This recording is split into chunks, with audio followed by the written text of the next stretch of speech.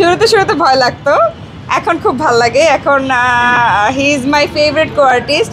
এখন তো ভাইয়া লাইক তুই তুই তুই তুই হয়ে গেছে, এটা কর এটা কর এটা কর, মানে এরকম অনেক ভালো। ভাবিও থাকে সেটে, তো আমরা অনেক আড্ডা দিই, গল্প করি, মজা করি, তারপর একসাথে কাজ করি।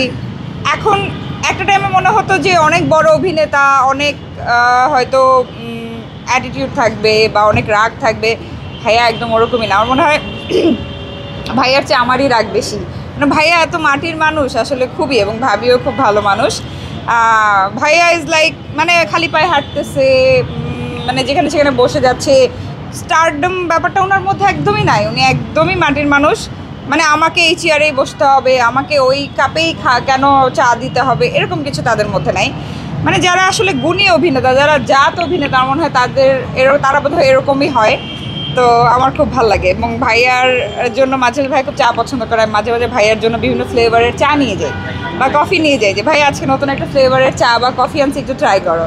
ভাইয়া খুব এনজয় করে যে আচ্ছা দেখি কেমন বানায় নিয়ে আয়। তো আমরা একসাথে খাই, কাজ করি, খুব মজা করে কাজটা করি আসলে।